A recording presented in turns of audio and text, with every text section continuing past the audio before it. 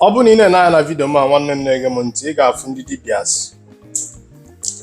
ndị dibịa ma eze obi ma mmiri enwe ilo ma aya na ndụ ma man pass man ma akwa ọkụkọ tiwala akị ma eke hit and so many of them. Na o nwere ife ndị were eme this video. Ị nwere ike ịgwa m any of these people nọ ebe a? Ị nwere ike ikwu any of them megolo nchọpụta gbasara ihe eji azọ ndụ? Any of them nọ this place kịta fa na-aza dibịa o. Do you understand me? Ị nwere ike imention any of them nwere ife a na-akpọ ọgwụ onye China nwere ike ịnwụ today, ife na-eme ya na ana ma ọ bụ ife na-eme ya dị ọgwụ aha a suppress ya that virus na-akọsụ anya n'alụ ka onye a wee biligakwuo ndụ wee ruo mbọsị ọ ga-alapụ ụwa. Because a lot of sicknesses or a lot of diseases n'ụwa o nwere ndị dị incurable. Do you understand? Because sometimes the reason why I want to put an to these people aka mbụ ndị native doctor bụ that na onwere ife dị iche from ndị religious leaders. Do you understand me? Mgbe gburu gboo o nwere ndị a na-akpọ dibịa, nwee ndị a na-akpọ eze mmụọ. Do you understand me? And dibịa ọbụla na-enye ọgwụ. Any of them nọ ebe a kịta na o nwego n'ọgwụ fa na-enye today, ịmanụ nke ndị nna nna chọpụtara fa mụtara ma ọ bụ na ọ nọ na family fa, ịghọtago, o inherit ya ọrịa. Do you understand me? Nakwazi enye ọgwụ papa fa nyere wee mechaa lapụ ụwa. Mana mention any of them today mere nchọpụta ọgwụ na-agwọ ndị mmadụ ọya. Today anyị nwere onye a na-akpọ Orange Drug Pharmacist, company a na-produce a lot of medicine. Do you understand me? Anyị nwere onye a na-akpọ Juhe Pharmacist and so many others. Do you understand what I'm saying? Na ị nwere ike ikwu any medicine ndị anụnwa wepụtagoro as dibịa fabụ, because abịa na ala Igbo enwere dị mgba, nwee dị nwe ụlọ, nwee dị ochi, nwee dị nka. Ị na-aghọta na ife a na-agwa gị? Nwegasịa dị iche iche nya ife onye kacha eme, ife onye specialized na ya. Mana ndị apụta fa na-aza dibịa na-agwa gị na fa nọ between you and ndị ichie bụ and ndị mmiri. Onye ọbụla nọzụ n'ala Igbo today bụ ọya ndị ichie na ahịa ma ọ bụ ọya ndị mmiri. O nwere any native doctor ịbatara n'ala Igbo today a ga-abụ agbachala gị afọ ka hapụ ịkọrọ gị akụkọ ichi ụwa gị ma ọ bụ iyi ụwa ma ọ bụ dị mmiri gị ma ọ bụ nwunye mmiri gị ma bụ unu nwee enwekwulo mmiri isocha na ndị mmiri. Na-aghọta na ife a na-agwa gị?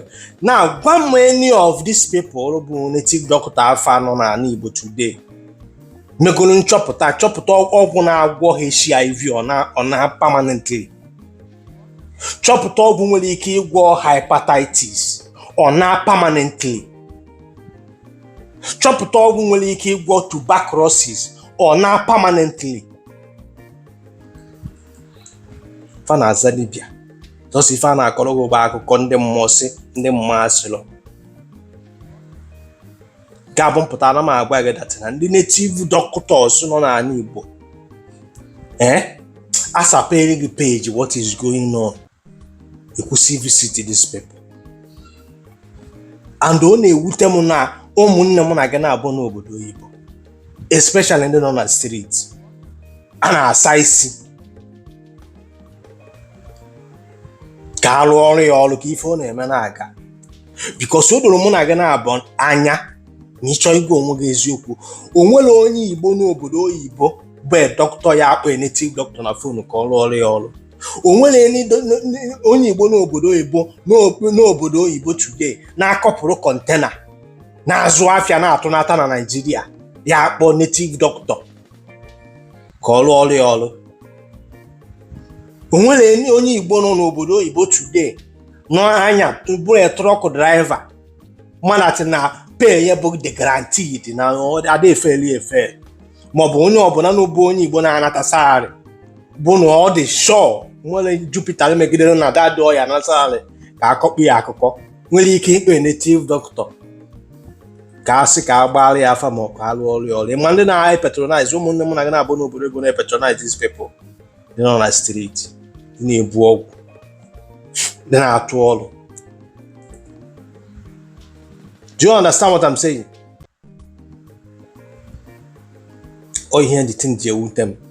Ndị onye kpatara nji apụta ebe a na m agwa gị that na nwere ife dị iche native doctors, especially ndị a na-akọ akụkọ spirituality na ndị pastors Nigeria na-akọkwara gị akọ the same spirituality that no spiritual na-akọ jụrụ physical. M ga-apụta ebe a na-agwa gị eziokwu.